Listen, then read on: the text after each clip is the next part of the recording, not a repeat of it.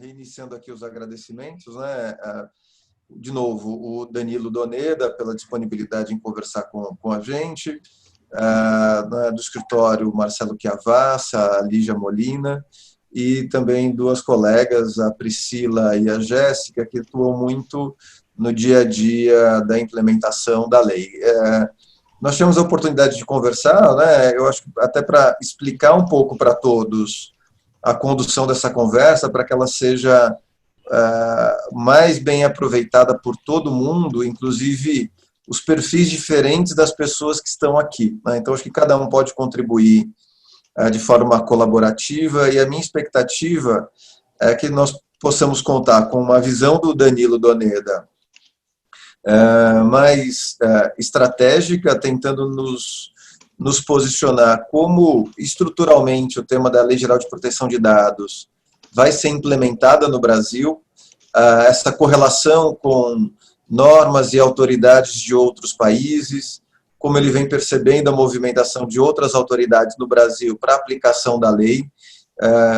Eu não tenho a expectativa, né, salvo alguma pergunta que surja diretamente, de uma questão técnica sobre a lei. Eu acho que a gente já vem estudando esse tema há bastante tempo. Como é uma conversa curta, hoje nós estamos com várias questões e várias dúvidas que foram nos encaminhadas previamente sobre essa questão de, afinal de contas, com que eu tenho que me preocupar e como que a Lei Geral de Proteção de Dados vai ser implementada no Brasil. Então, se o Danilo puder, inicialmente, contribuir com essa visão, até aproveitando a experiência de outros países, vai nos ajudar.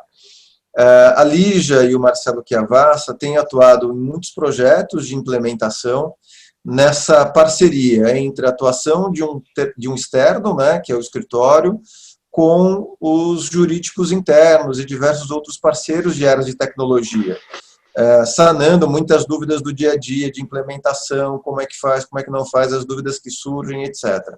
Claro que tudo isso permeado por questões de interpretação da lei. E a Jéssica e a Priscila, que também conhecem muito bem todas as questões que envolvem a Lei Geral de Proteção de Dados, mas estão numa posição diferenciada, né, daquelas que têm que fazer a coisa acontecer dentro da corporação. Preocupações mundanas, né, de headcount, custo, capex, opex, reunião de implementação, convencimento das equipes e das diretorias, conflito, como que a lei vai reduzir churn de aquisição de novos produtos, enfim, nada tão glamouroso como discutir questões conceituais da lei, mas que efetivamente são dores de cabeça. Então, eu acho que cada um com o seu papel, eu de alguma forma posso colaborar com uma visão de implementação da lei. Eu acompanho diversos movimentos empresariais, coalizões, associações, que têm movimentos que vão do apoio à lei ao pedido do adiamento da lei, passar um pouco esse termômetro dessas questões. Eu acho que se a gente conseguir conduzir essa conversa rápida, tentando aproveitar e explorar ao máximo que cada um de nós podemos discutir e colocar, eu acho que todos nós, né, individualmente, vamos sair melhor. Aqueles que se inscreveram para participar também vão poder aprender muito, e aqueles que vão assistir esse vídeo e essa conversa depois vão ter aqui também fontes para muito aprendizado. Então, com isso, eu começo passando a bola para o Danilo, para ele começar a partir do começo mais recente, Danilo, que é a não votação da MP 959. Eu queria que você pudesse contextualizar se essa dificuldade da vigência da lei no Brasil foi similar em diversos países, e como é que você vê, né, a implementação da Lei Geral de Proteção de Dados frente a desenvolvimento de negócios no Brasil. A lei vai ajudar, vai piorar, e se nessa abordagem tiver algum ponto conceitual da lei que você acha relevante, que pode ser uma trava, a questão de dados sensíveis, legítimo interesse, geolocalização, enfim, aí eu peço para você abordar, mas a gente discute isso ao longo da conversa. Aí, para encadear, né, o Danilo abre com essas posições, aí eu passo para a Priscila e para a Jéssica, e depois para o Marcelo e para a Lígia, e cada um sinta-se à vontade para interpelar, interromper, colocar as suas ideias. Então, eu passo a palavra para você, Danilo. Ô, Vitor, obrigado pela pergunta e obrigado pelo convite. Vitor, Lígia, pelo convite para me dar. Prazer estar aqui com vocês, justamente com Jéssica, Priscila e Marcelo. E aqui para dar esse pontapé inicial, no contexto que o Vitor sugere, não, enfim, a gente está partindo do cenário que é atualíssimo, né? Aparentemente, a gente tem a última notícia aqui de que a votação da MP 959 foi adiada para a próxima sessão deliberativa, que eu acho que nem é amanhã, se não me engano, tem que ver. Então, mas para contextualizar a questão, a gente tem que ver que a gente está há muito tempo, acho que provavelmente meses, vivendo assim de notícias das últimas horas, das últimas, enfim, notícias frescas sobre a implementação da LGPD. Isso dificulta ainda mais a gente ter uma visão de conjunto, ter uma visão um pouquinho mais sistemática de toda a matéria. Tem muita gente que está trabalhando intensamente em adequação, está tendo outro tipo de visão até, que em alguns pontos até independe da entrada em vigor ou não da lei. Claro que é determinado por isso, mas independe. Mas o que eu quero colocar aqui que é essa dificuldade. Bom, enfim, quando a gente está com o calo doendo, né, a gente se esquece. Tem muita gente que tem calo também, tem gente que teve problemas piores que a gente. Essa saga brasileira, muito embora talvez possa ser até inédita, em algum tom um pouquinho mais bizarro, em termos de temos mais de um prazo de vacatio, concomitante, enfim, isso realmente é um pouco esquisito. Mas a dificuldade de implementar uma legislação de proteção de dados não é uma coisa nem um pouco nova em outros contextos. Você tem alguns países, algumas culturas que são mais permeáveis, outras são menos para essa legislação.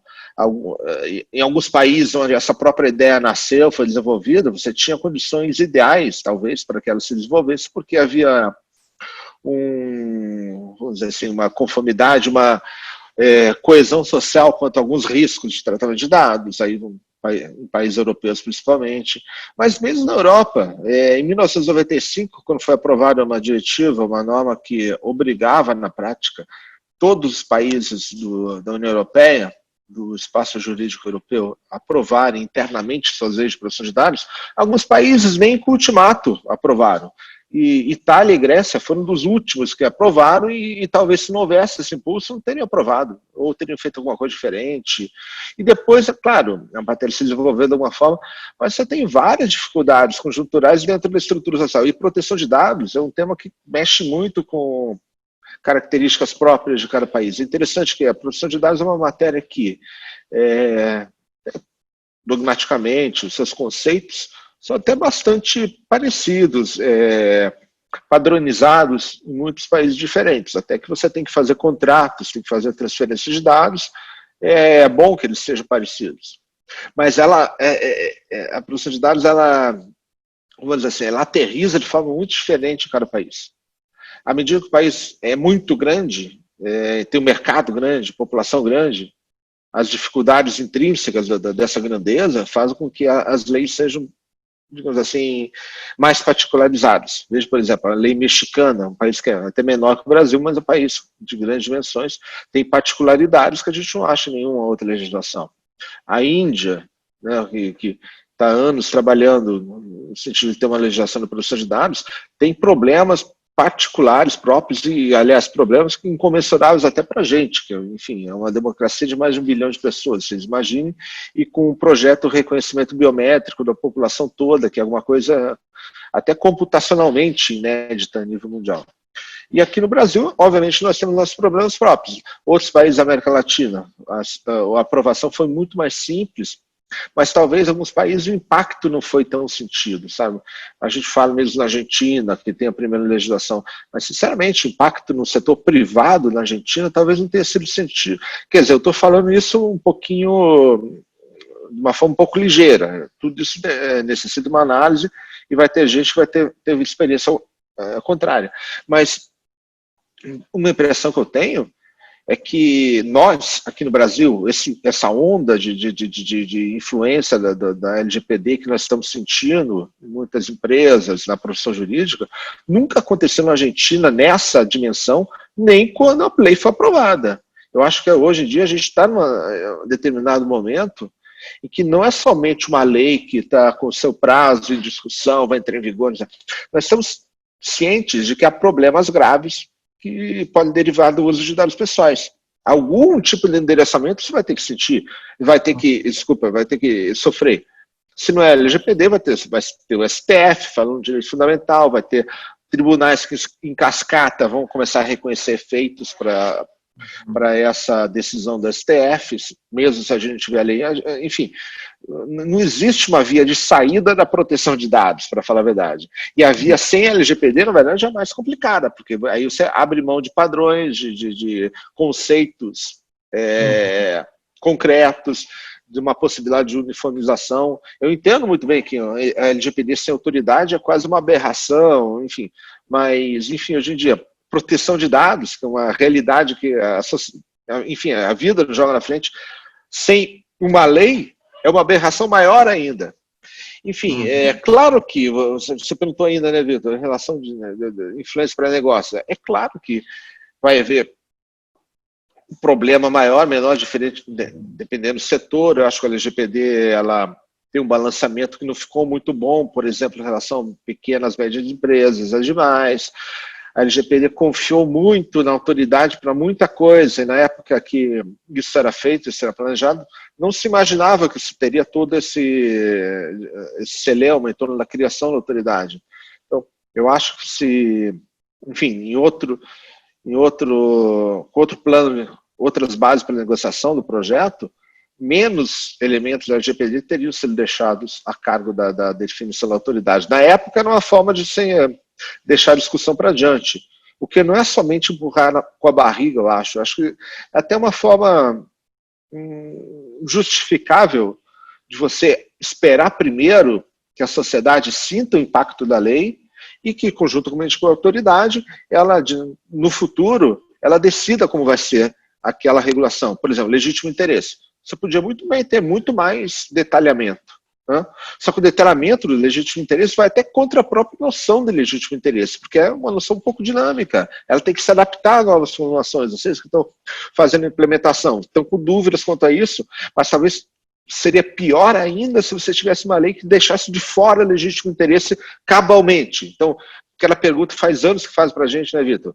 Marketing direto, entra no legítimo interesse. É possível colocar, mas talvez você não tivesse conseguido aprovar se tivesse colocado, e porque você teria que definir tantos pequenos detalhes, limites, que a discussão ia atravancar naquele momento. A gente não está maduro para aquilo. Agora a gente está, mas sem autoridade, a gente fica sem nem sequer um fórum legítimo para esse tipo de discussão. Então, mais do que elementos, pontos aqui a colar que a LGPD vai ter de travas, que esses aí vão se revelar muito mais diretamente com a entrada em vigor, eu acho que vale a pena determinar aqui que as travas são muito mais pontos que vão ter que ser discutidos, eventualmente no futuro, quando, e a gente pode acrescentar até se a LGPD entrar em vigor, quase, não, estou brincando, vai entrar, e pode ser objeto de uma primeira reforma legislativa. É muito comum que haja uma espécie de freio de arrumação, né, depois que de 1 ano, 2 ou 3, que uma lei como essa, que tem uma eficácia horizontal tremenda, né, toda a sociedade impactada,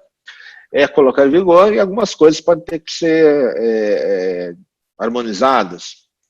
Enfim, era isso, Vitor, que eu queria dar como start.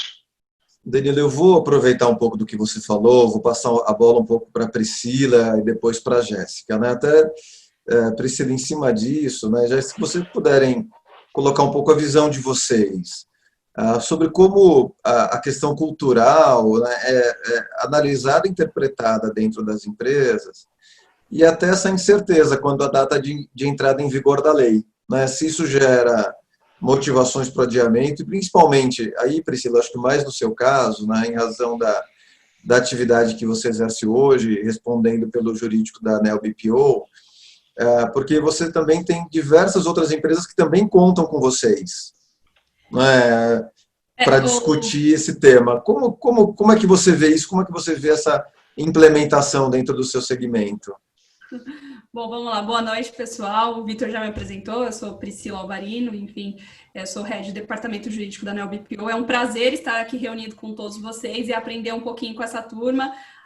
Até lamento um pouco por não poder ouvir todas essas outras pessoas que estão aqui com seus fones fechados e que, enfim, não fazem parte da mesa de debate, mas que certamente conhecem muito sobre o tema. Conheço algumas carinhas, alguns nomes que estão aqui conosco.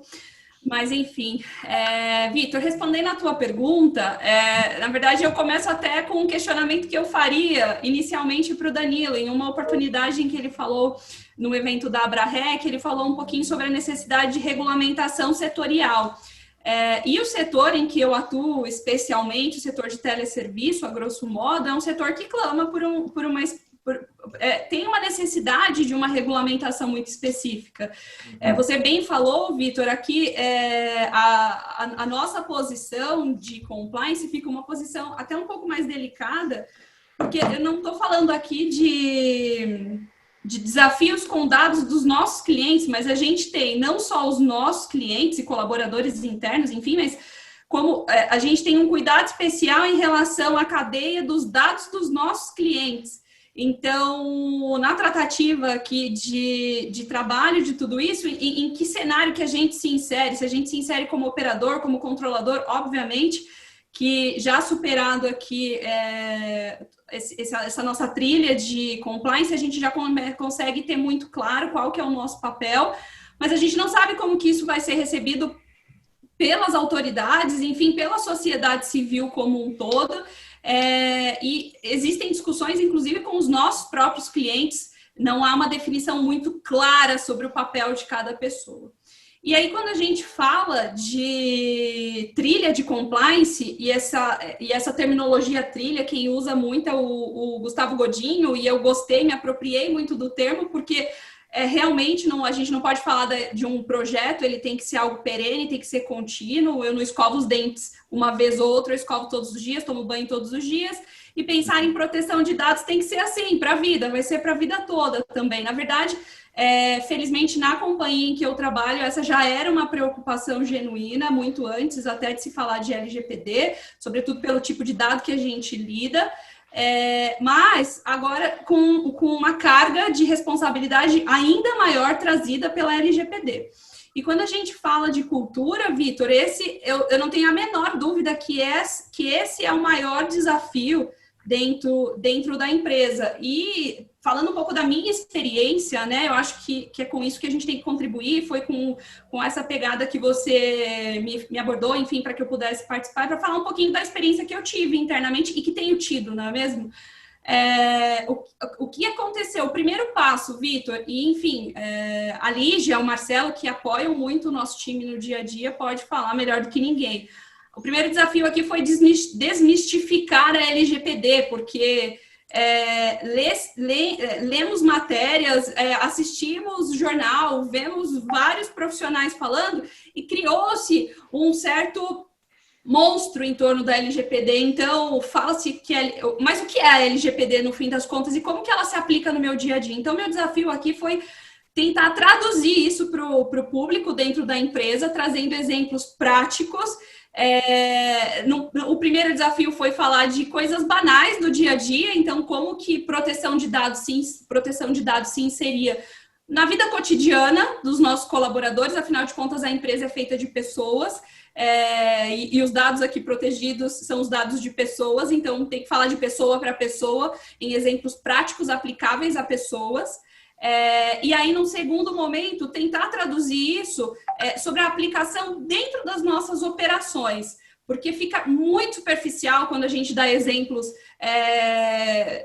muito jurídicos, exemplos que não são do nosso dia a dia. As pessoas, elas não incorporam esse desafio se eu não conseguir traduzir isso para a rotina do dia a dia. Então, esse foi meu primeiro desafio, foi mergulhar um pouquinho nos estudos e conseguir traduzir isso no dia a dia e pensar situações. Enfim, o time do Moraes Andrade tem me ajudado bastante nesse aspecto.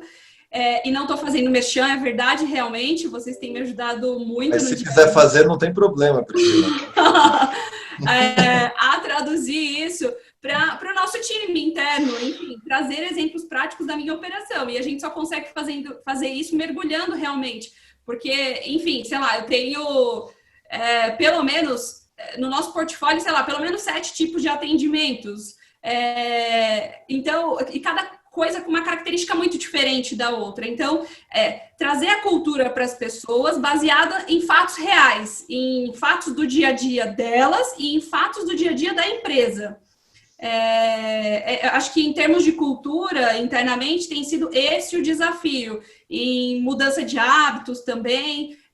Não adianta a gente falar só que a lei é importante porque vai trazer para a empresa desafios de penalização, porque isso não faz com que as pessoas abracem a causa, porque, de um modo geral, se a empresa vai ser penalizada ou não, isso não é um problema meu, isso é um problema da empresa. Então, a abordagem tem que ser outra. Eu não sei você, Jéssica, como que tem sido lá no seu dia a dia, no seu departamento? Compartilha com a gente aqui algumas das suas experiências. Priscila, está sendo ótimo ouvir você falar, porque dá para ver que acho que o problema é o mesmo, só muda o endereço, né? Acho que o Vitor já fez também. Exatamente, acho que o Vitor já me apresentou, mas falando brevemente aqui, eu sou Jéssica Ribas, sou responsável pelo programa LGPD dentro do Carrefour, né? Sou ponto focal do jurídico, porque esse programa, ele está num guarda-chuva de segurança da informação, né, pelo time de TI, então esse é um outro ponto que eu queria trazer aqui. Esse é um assunto que não é só de uma área, esse é um assunto que é de diversas áreas, né? Para ele acontecer, você tem que estar de mão dada com o seu TI, tem que estar de mão dada com a sua área de compliance, é algo em conjunto. E foi esse o nosso também, um dos desafios, né, que a gente teve lá dentro, porque quando começou o tema, a gente assim, e agora, né? Como que a gente leva isso para as áreas, para a gente poder fazer as adequações? E aí a gente foi junto, a gente foi primeiro pela diretoria, para que eles conscientizassem as equipes, e aí a gente foi fazendo webinars. Antes de começar a pandemia, a gente tinha feito também uma palestra onde a gente chamou as pessoas para o auditório, os líderes principalmente, para falar um pouquinho. Porque, assim, o meu segmento é varejo, né? Então, imagina, é um número imenso de dados pessoais que a gente trata, né? Então, é um tema muito relevante. A gente já tinha um pouquinho do assunto por conta do Marco Civil da internet, mas não tanto pulverizado e também não tão detalhado quanto a LGPD trouxe essa necessidade, né, para a gente ter esse cuidado maior. Então, é um processo de formiguinha, assim. Eu gostei muito da sua frase, Priscila, quando você falou que não é um projeto, né, é um programa, porque é isso, é algo contínuo. A gente tem a etapa de adequação, mas tem a etapa para manter isso, e isso não tem fim, né, então isso é algo que vai ficar para sempre. Então, a gente tem que mudar a cultura das pessoas, a forma de pensar um projeto, a forma de tratar seus dados. E uma das formas como a gente foi fazer essa abordagem é fazer ela pensar que ela também é um titular de dado, né? E que ela também tem dados pessoais. Então, para que ela se colocasse no lugar daquele cliente e ver, falar assim, poxa, será que eu gostaria que meu dado fosse tratado dessa forma ou não tivesse esse cuidado? Então, é isso, assim, não adianta ir pela linha de fazer terrorismo, né?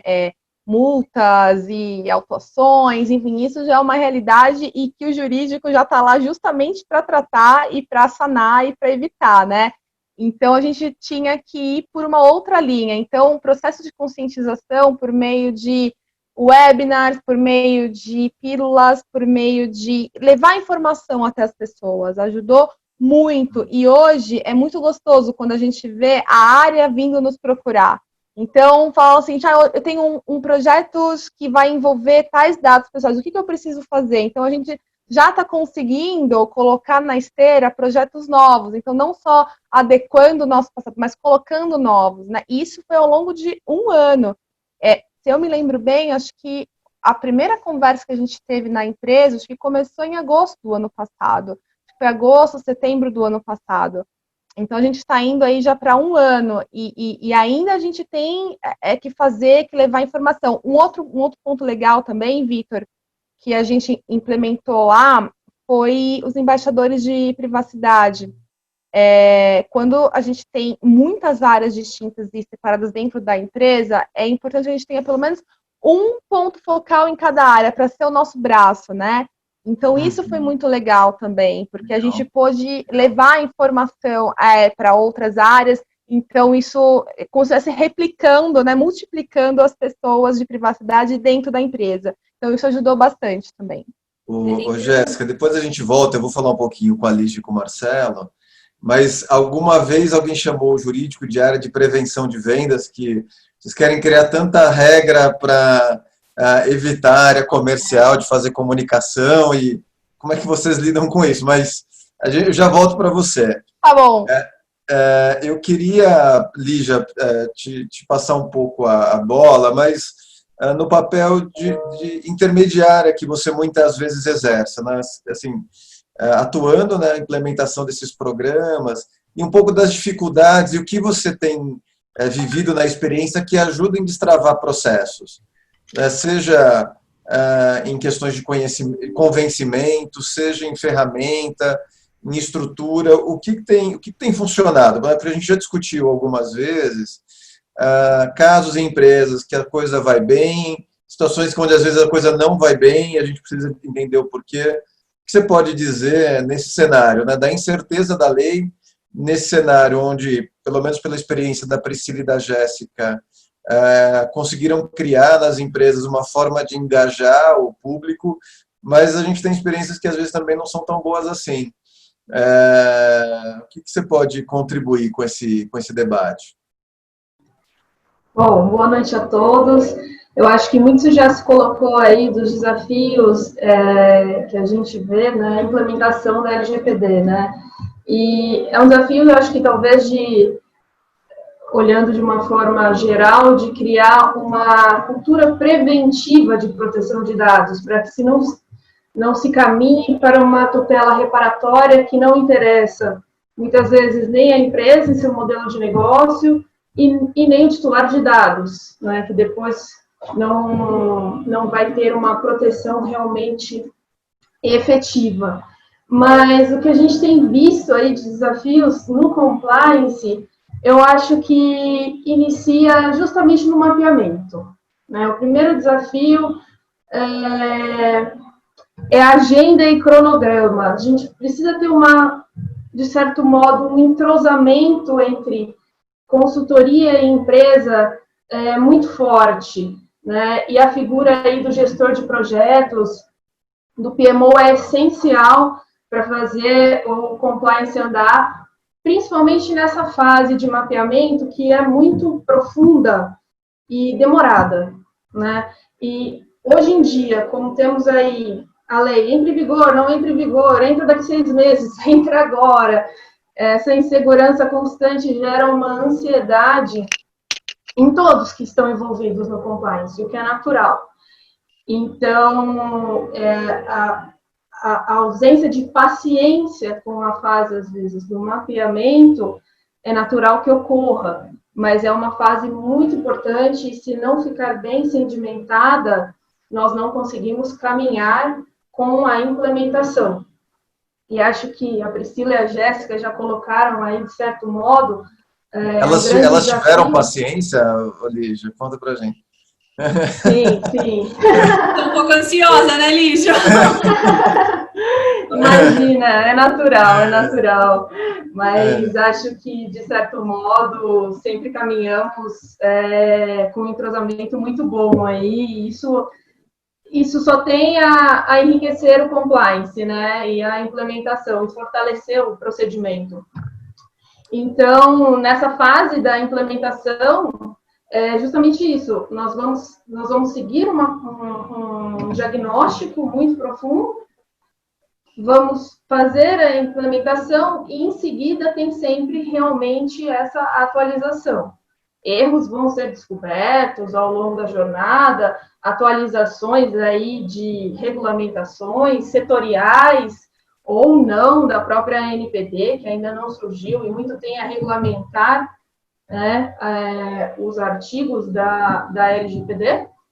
Então, a atualização ela vai ser constante e acho que todos vamos aprender e enriquecer a proteção de dados, tanto agentes de tratamento, quanto titulares, quanto consultores.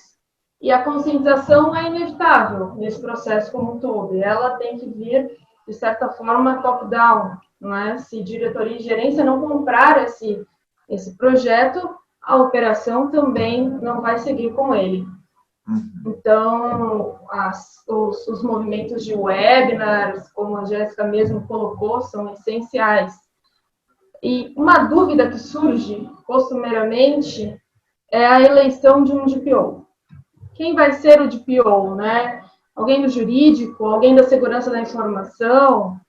O DPO ele tem que trazer, de certo modo, e seria ideal que trouxesse essas duas formações, né? A segurança é muito essencial nessa legislação. É um dos princípios que ali está, e se eu não tiver a segurança, o impacto da violação de dados pode ser muito grande. Mas outro ponto que se tem que pensar é que o DPO tem que ser uma figura independente na empresa, né, para tomar suas decisões e representar a empresa diante da NPD e do titular de dados. Não pode ter amarras aí na sua função. E eu acho que seria esse um pouquinho do recado que eu queria deixar, além de um ponto sobre como minimizar, né, ou talvez gerenciar riscos. Temos hoje a opção dos seguros. Hoje não há um seguro para o DPO, de responsabilidade civil, né, isso existe na Europa. No Brasil ainda não temos essa solução, mas existe basicamente em torno de 27 coberturas de seguro cibernético, que inclusive cobre danos à imagem, e é uma ótima opção para gerenciar riscos entre a contratação de controlador e operador de dados. Temos também a possibilidade de certificações, né, que tem sido reconhecido na União Europeia como um ponto a trazer mais segurança jurídica ao compliance, né, porque diria que talvez seja a cereja do bolo do compliance. De certo modo, é o diploma, né, ao final. E aí a ISO tem se destacado, também temos outras certificações aí que vêm surgindo no mercado como um importante fator para a segurança jurídica do compliance. Acho que do que eu poderia contribuir são essas as minhas considerações. Passo aí a bola para o Marcelo. Deixa eu, antes de passar a bola, né, a gente tem perto de 25 minutos para a gente acabar essa conversa, né? Então, e aí tem o Marcelo para falar, e a gente vai para depois uma última rodada de conversa de cada um. Acho que são vários temas, a depender do interesse das pessoas, né, a gente pode marcar conversas mais curtas sobre cada um desses temas, sobre DPO as a service, quem vai cuidar do DPO, assim, com quem vai ficar. Tem um debate dos DPOs serem ligados às ouvidorias, enfim, tem vários debates aí que a gente precisa. A questão do seguro é uma questão relevante, né? A gente tem discutido muito isso como uma forma de redução de risco, mas a gente tem, né, e é um pouco que eu queria aproveitar o Marcelo, e depois eu volto com o Danilo, diversas outras normas também entrando em vigor que vão afetar de alguma forma diversos negócios. É difícil até selecionar essas normas ou como elas vão afetar. A gente teve meios de pagamento instantâneo com a regulamentação aprovada pelo Banco Central, empresas que nunca pensaram em entrar nesse mercado, pensando agora, desde o segmento do varejo ao segmento de telecom, e claro que isso afeta não só o titular, né, do dado, mas também o controlador e o operador. Marcelo, você que, além de estar no dia a dia da advocacia, também é professor no Mackenzie nessa área, como é que você vê, né? Tem feito vários estudos, a gente tem compartilhado com todos alguns estudos que envolvem inteligência artificial, meios de pagamento, fake news e diversos outros temas. Alguns efetivamente ligados a dados, outros só aproveitando carona nesse tema. O tema de dados ele vai se conectar com todas as outras regras, né? Então, aquele que falar que é especialista em proteção de dados, ele vai ser um mentiroso, porque ele vai ter que conhecer um pouquinho de todas as regras, vai ter que conhecer direito do trabalho, vai ter que conhecer direito bancário, direito regulatório, ou tem um caminho aí, uma base de princípios que a gente possa discutir, porque eu falo um pouco mais da minha área, né? Eu atuo muito em tecnologia e direito do consumidor. E sempre que alguém fala que é especialista em direito do consumidor, me soa um pouco estranho, porque, afinal de contas, é especialista em quê, né? Porque cada setor tem regras diferentes, né? Visões diferentes. Como é que você vê isso no tema de dados, né? O que você pode compartilhar com a gente de experiência? Bom, gente, boa noite aí para todo mundo. Vitor, acho que essa é uma ótima pergunta e acho que é um pouco, inclusive, da nossa formação jurídica, né?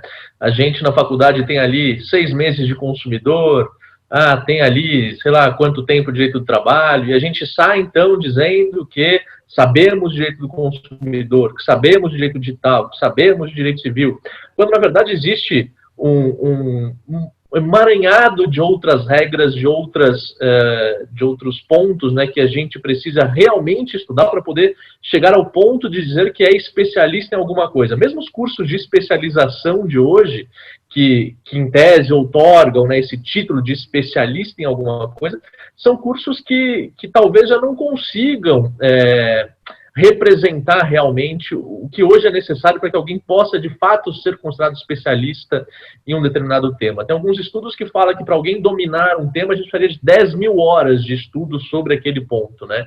Então, para alguém se dizer especialista em direito do consumidor, a pessoa teria que ter 10 mil horas de estudo em direito do consumidor. E se a gente for colocar isso em perspectiva, é bastante tempo, 10 mil horas de estudo em alguma coisa. Eu estou fazendo a conta quantos dias já dá aqui, enfim. Eu acho que só vai sobrar o Danilo como especialista em dados no Brasil. Ele estuda desde os 14 anos proteção de dados.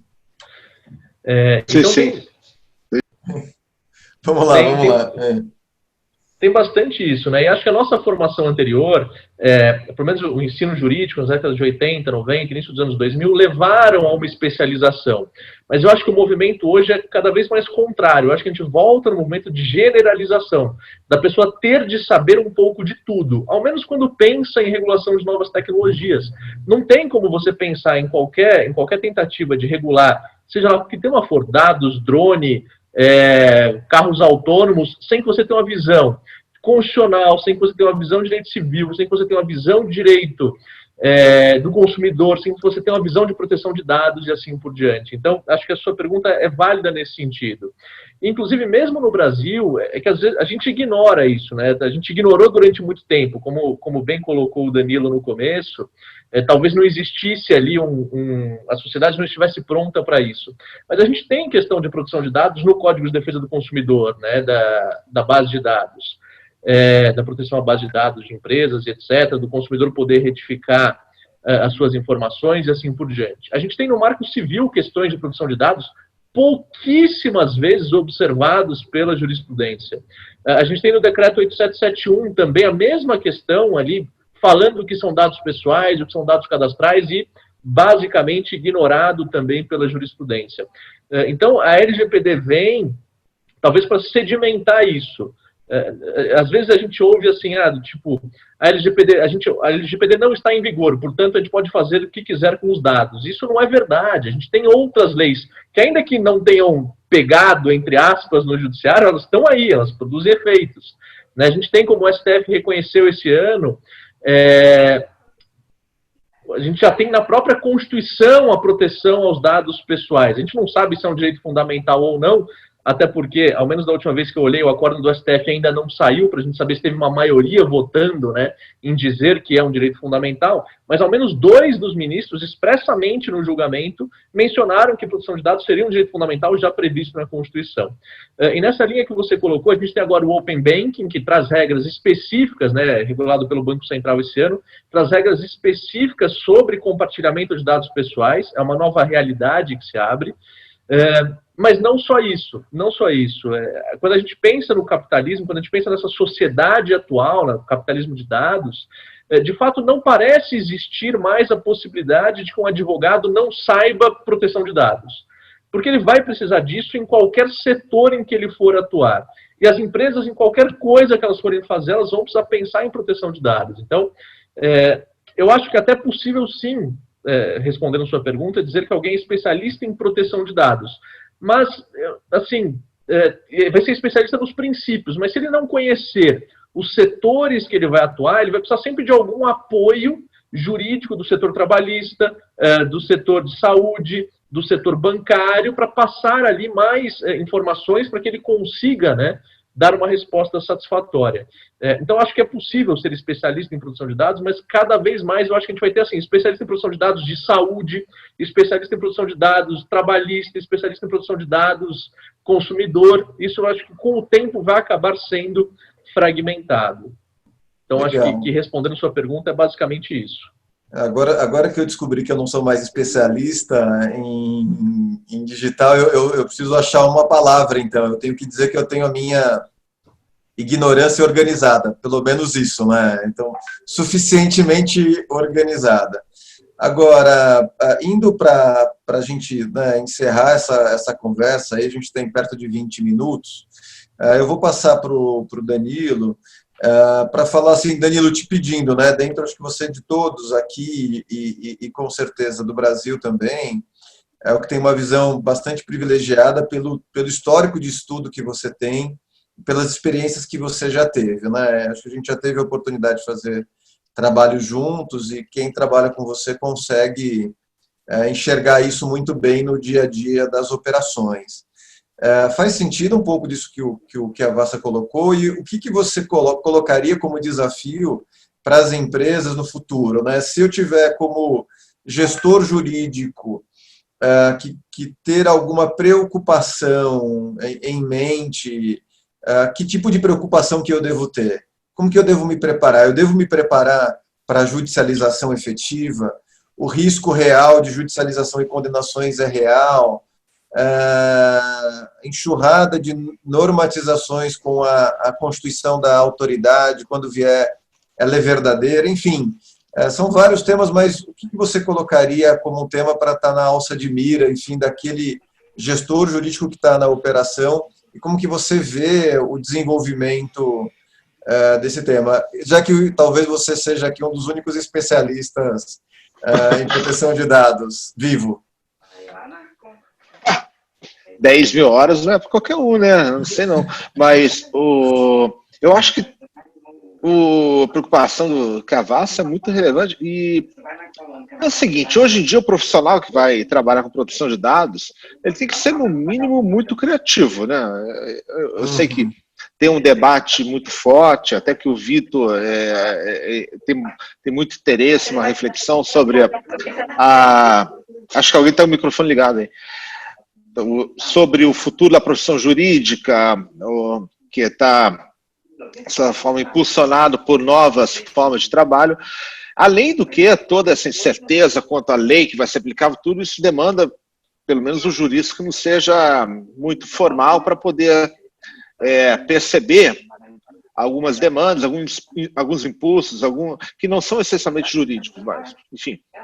Esse profissional novo que está se formando nesse caos da LGPD, pelo menos já vai ter essa vantagem, vai estar acostumado em fazer uma gestão de probabilidade, de risco, que, enfim, eu na minha faculdade, enfim, não estava nem próximo disso. Mas, além disso, você tem a questão de que se fala em interdisciplinaridade aqui. Enfim, esse negócio é muito concreto, é muito prático.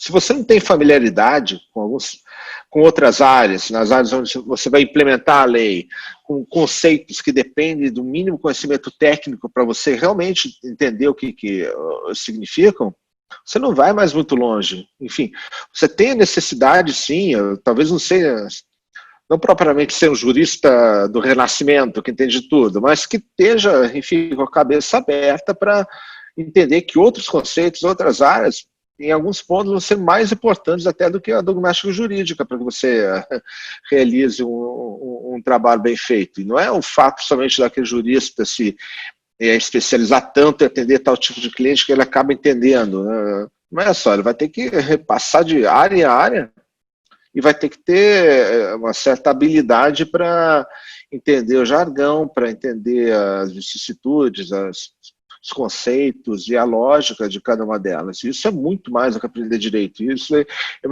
me arrisco até a dizer que isso aí não é nem nada que você possa ensinar para o outro. É uma coisa que você tem que preparar a pessoa a vivenciar, a ter, digamos assim, tanto a curiosidade quanto a humildade para entender. De certa forma, eu acho bom, porque desentroniza um pouco da sacralidade do conhecimento jurídico. Por outro lado, o conhecimento jurídico é fundamental para você juntar todas as peças e traduzir aquilo em algo que seja normativamente concreto, que tenha sentido. E outra coisa ainda, que talvez possa parecer até um pouco contraditória, é que especialização em algumas áreas de proteção de dados eu também vejo, como o Marcelo falou, como uma tendência futura. Talvez não para tudo, mas, por exemplo, a área de saúde é uma área que claramente, em vários países onde isso já aconteceu, você tem a tendência de gerar profissionais que vão acabar trabalhando somente nisso. É uma área que demanda muito, que tem tanto em volume quanto em complexidade e forças regulatórias próprias. Então, você vai ter... Hoje você já começa a ter alguma coisa com telemedicina e pesquisa. Isso daí só vai crescer, Você vai ter uma sub-área de produção de dados que é a proteção de dados de saúde, muito provavelmente. Outras, isso pode acontecer, trabalhista, os DPOs, sim, eles são, por essência, generalistas, né? Enfim, tanto é que a definição de qual formação de DPO, ela é bom que ela fique aberta, de repente, para cada empresa, para cada cultura institucional, uma determinada formação básica seja melhor, seja mais adequada, enquanto para outra não. Mas o que parece meio certo aqui é o advogado em sentido... Será que é só estudar concorrencial, Danilo? Porque agora a autoridade vai para o CAD? Bom, se estudar concorrencial for a saída para aprender a produção de dados, isso quer dizer que nós todos falhamos, né? Porque não é a mesma coisa, aliás, são coisas muito diferentes. Elas dialogam, tem uma interseção muito grande, mas são... Enfim, às vezes até muitas vezes se aplicam as mesmas realidades, porém, a análise é de pontos de vista diversos. A análise concorrencial é diferente da análise de produção de dados. Aliás, preste atenção, a proteção de dados, ela não é propriamente, digamos assim, paternalista, mas ela protege os dados, ela parte do princípio de que os dados são ativo de risco e não valioso em si. A análise concorrencial vai reconhecer o valor do dado. A proteção de dados não, a proteção de dados reconhece o risco que o tratamento de dados traz para a pessoa, eventualmente para a sociedade, e a partir daí vai fazer sua análise. Você não tem como ter um tribunal que faça as duas abordagens ao mesmo tempo, a não ser que nós tenhamos pessoas que tenham, enfim, tem uma esquizofrenia no seu agir que consigam fazer isso e obter uma síntese. Não, a síntese vai ter que se dar entre duas modalidades diversas de análise. Legal. Agora, Vitor, se me permite... desculpa. Não, eu só queria complementar um pontinho que o Danilo colocou, que eu achei super... Assim, Danilo, tudo que você falou, a gente vive lá isso na prática. Assim, eu vejo a minha atuação lá sendo muito mais uma intérprete do que a lei ela quer dizer, porque assim, a lei ela é muito principiológica ainda, né? A gente não tem muitos conceitos mais técnicos que a gente está esperando a ANPD trazer essa regulamentação, né? Então, na hora de a gente colocar isso na prática, é muito mais interpretar aqueles princípios da lei e aí traduzir aquilo para o negócio. Então, é o que você falou, é uma experiência que vai muito da prática mesmo, de você conhecer o seu negócio e colocar aquilo na teoria. Então, isso que você falou está acontecendo, é isso mesmo. Aproveitando o gancho da Jéssica aí, Priscila, você acha que dentro do que a Jéssica colocou, do Danilo, o advogado corporativo ele está na frente? Porque acho que muitas vezes, né, diferente do advogado que atua numa área, num escritório, etc., o advogado corporativo vive diversas áreas por dever de ofício. Sim. Você acha que assim, você consegue, pela sua percepção, compreender um pouco maior das dores e como efetivamente a lei vai impactar no negócio? Porque você tem que ter uma visão de negócio. Como é que você vê isso, né? Eu sei que todos aqui, né, todo mundo já estuda o tema há algum tempo, tem certificações, talvez nem todo mundo seja o especialista do que a Vassa aqui, mas como é que você vê essa atuação desse advogado corporativo, né, nessa tradução dessas regras? Que dica você pode dar? O que você fez que funcionou ou que não funcionou tão bem assim, que você possa deixar como um recado para a gente caminhar aí para o encerramento da sua participação? E, claro, a gente vai ter outras oportunidades de temas específicos para voltar a debater. Mas eu queria que você, se puder, encerrasse com esse debate, assim, da sua experiência, que funcionou, o que não funcionou, e como é que você vê essas posições aí dentro da advocacia de quem está na empresa. Vitor, não posso dizer que o advogado corporativo ele está mais preparado ou estava mais preparado que qualquer outro, porque seria uma resposta muito superficial. Eu posso dizer que aqui no chão da fábrica, né, podemos dizer assim, a gente vive tudo de forma muito intensa. Porque enquanto muitos estudam a teoria, enfim, expõem seus pareceres de forma teórica, aqui na empresa a gente vive isso de forma intensa na prática.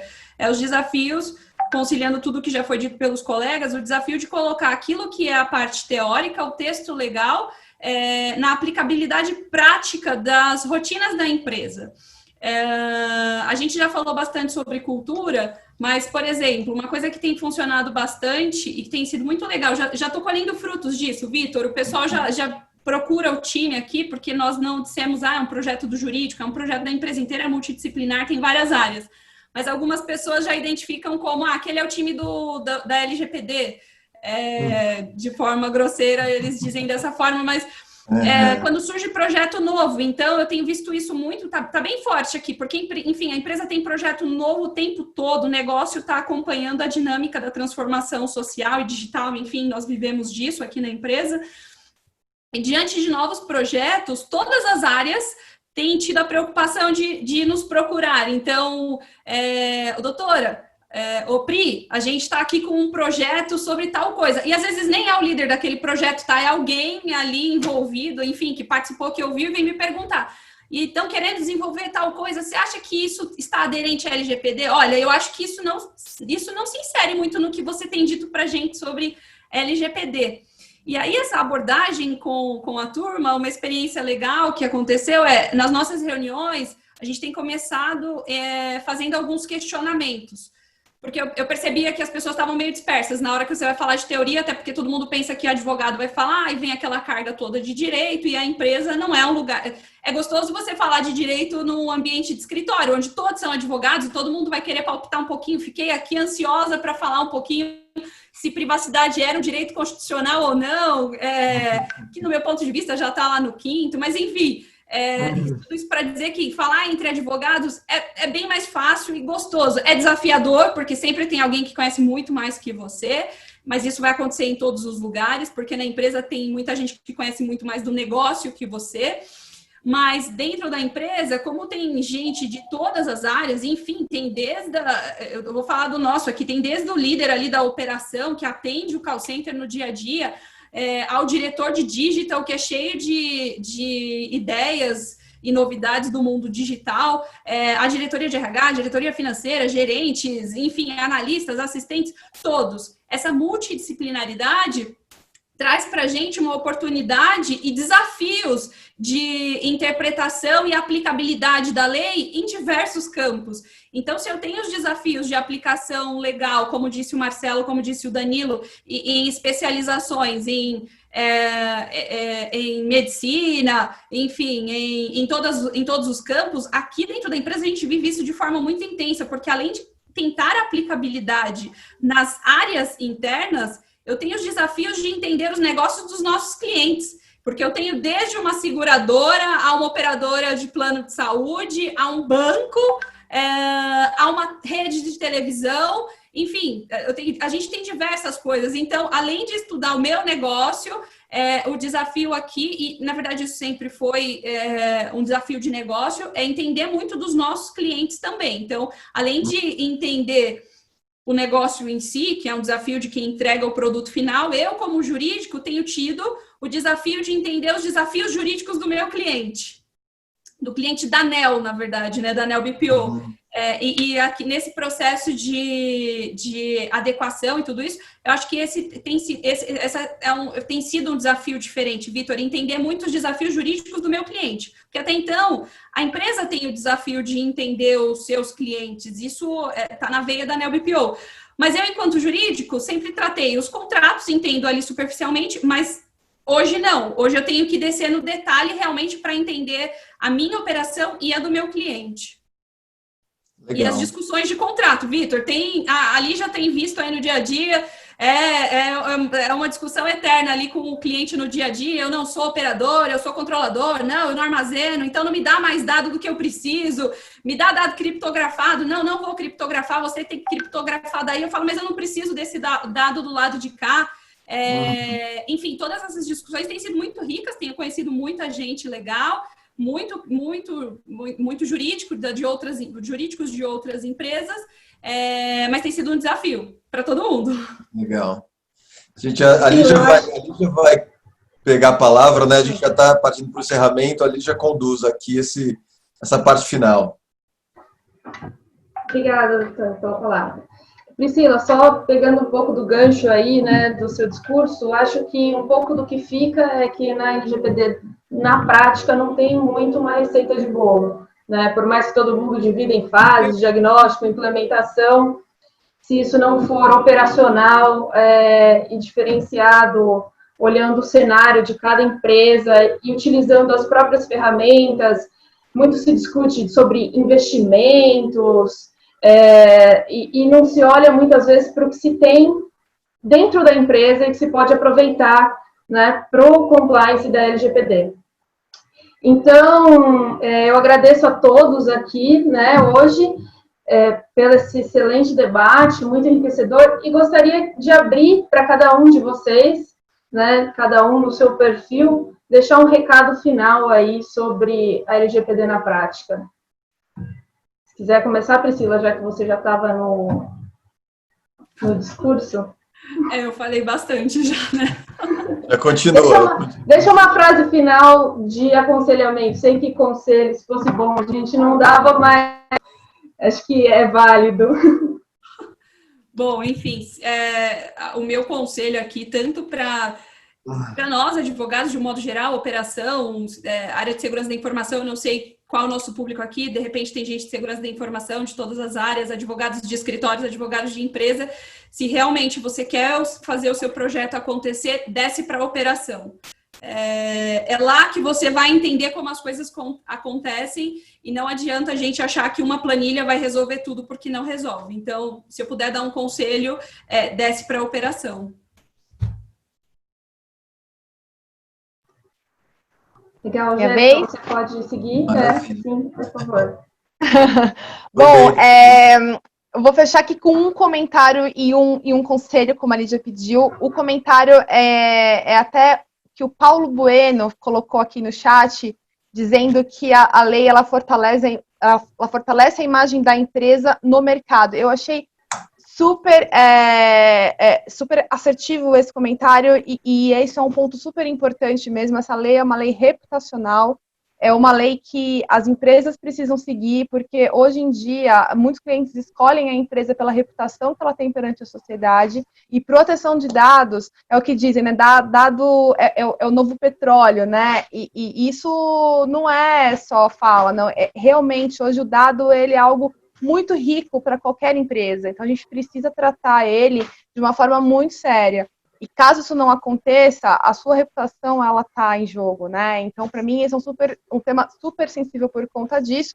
E um conselho que eu dou, além desse que a Priscila colocou, que é bem isso mesmo, você tem que estar na prática, você não faz isso sozinho e você não faz isso de uma hora para outra. Então, contem com a ajuda das suas áreas de negócio, construam, sejam parceiros, contam com a ajuda de escritórios externos, porque vocês vão precisar de todos e qualquer reforço possível, porque quando você acha que você mapeou aquilo, de repente aparece mais 3 vezes aquilo.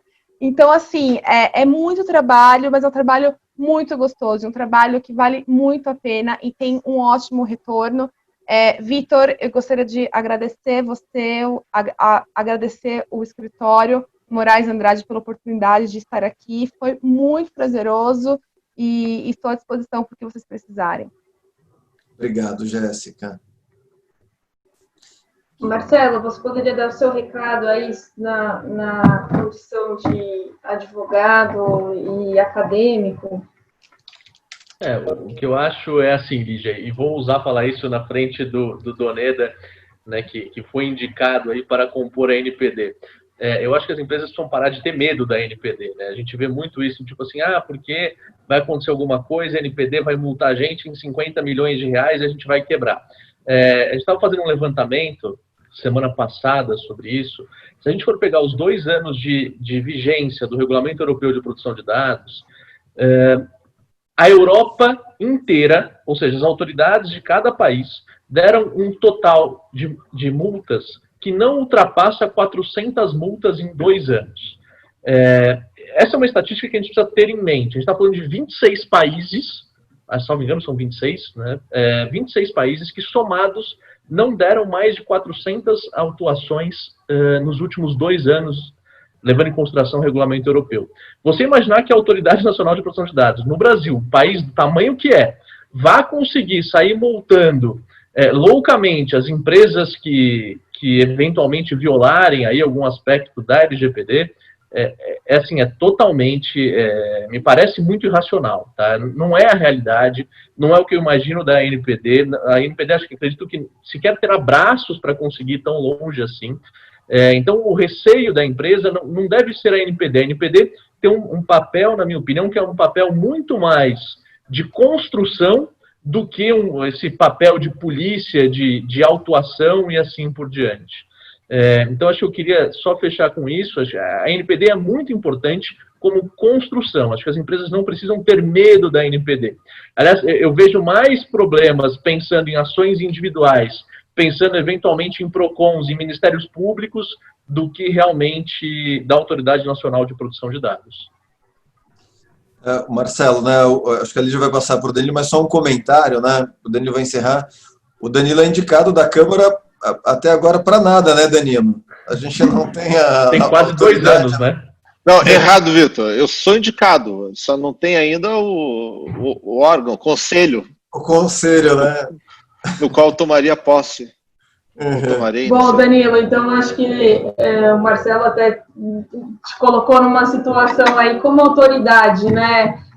Qual o seu recado do LGPD na prática? Como você vê a atuação da NPD? Muito mais para construção, muito mais para polícia e fiscalização? Qual seria aí, talvez, a função mais importante da NPD? Não, só reforçando, o sindicato da Câmara por conselho, né, que é o conselho multissetorial, tem muita gente, eventualmente aqui, alguém que está aqui também pode entrar no conselho, espero que sim, mas a NPD, o formato que ela vier a existir, vai ser, o executivo dela vai ser de 5 diretores, vão ser full-time nisso, né, aí eles vão decidir, o conselho não. Bom, em relação, o Marcelo tocou num ponto importante, as multas das autoridades europeias são, via de regra, quase que algumas simbólicas, algumas nem isso. Você tem algumas autoridades espanholas, que é um pouco mais ousada, algumas multas, mas vejo que o GDPR, ele surgiu, entre outras coisas, para uniformizar a capacidade sancionatória, porque você tinha várias autoridades, muitas delas que nem sequer pensavam em fazer multas. O ICO britânico, que muita gente toma como modelo, etc. Em termos de sanções, ele é constantemente cobrado na mídia, pela sociedade britânica, porque ele é muito tímido. Agora está tentando mudar um pouquinho, mas, enfim, ele é muito mais, digamos assim, um órgão, não vou dizer de aconselhamento, mas naquela boa tradição regulatória inglesa, eles fazem muitos estudos, isso eles fazem super bem, mas não propriamente com órgão sancionatório. A ANPD, isso que o Marcelo colocou, eu até acrescentaria. Você imagina que a ANPD, no dia que ela vier a existir, tiver 5 diretores, sei lá o quê, confirmados, aí ela vai começar a fazer o quê? Ela vai fazer uma dosimetria, uma metodologia sancionatória, porque está lá na LGPD que ela tem que fazer esse documento, levar a consulta pública, aprovar o documento, e depois vai sair a primeira multa. Cara, isso aqui, ainda que a LGPD com as sanções entrasse em vigor amanhã, dia 19 de agosto, vai demorar 1 ano, entendeu?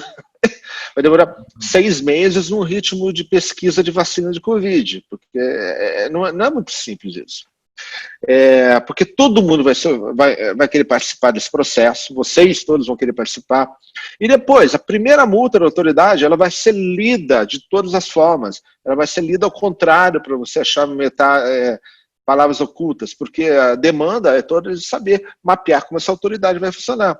E a gente sabe que as multas costumam ser contestadas, como vai ser essa também. Ela vai ter que soltar a primeira sanção, ela vai ter que ser perfeita, no mínimo, para ela se manter em pé.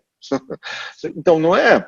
Realmente, o que vai acontecer não é por causa da multa. E a Priscila, no começo, ela falou uma coisa muito importante. Ela falou, não é por causa das multas que eu estou adequando, que eu estou trabalhando, que eu estou implementando. Não é por causa das multas, é porque tem alguma coisa além da multa. Porque realmente é o momento de você levar a sério a proteção de dados, porque é um momento e pronto. As pessoas sabem que você tem danos reputacionais, de confiança, tem vários outros elementos que hoje em dia a gente já pode dizer que são importantes. Sei lá, 5 anos atrás a gente falava isso tentando convencer as pessoas. Agora são as pessoas que estão falando isso. Isso é uma mudança tremenda que o Vitor, que acompanha também há tempo, né, talvez possa confirmar ou não, né, possa achar que eu estou maluco dizendo isso, mas eu sinto isso e posso dizer com toda a tranquilidade. Então, como palavra final, eu diria assim, você pode adiar a LGPD, mas não pode adiar a proteção de dados.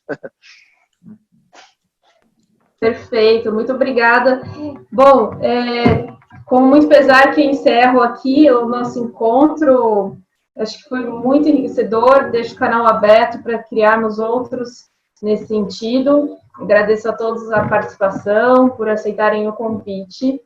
E me coloco à disposição, se puderem deixar aí os LinkedIns no chat, para a gente poder se conectar e travar outros debates a respeito. Seria muito válido. Esse webinar vai ficar gravado e nós vamos veicular no LinkedIn do Moraes Andrade. Ok? Muito obrigada a todos. Gente, eu quero deixar uma sugestão aqui, já uma pauta para um próximo encontro, para a gente falar sobre contratos, porque eu imagino que seja do interesse de todo mundo aqui, discutir um pouquinho das principais cláusulas e dores, enfim...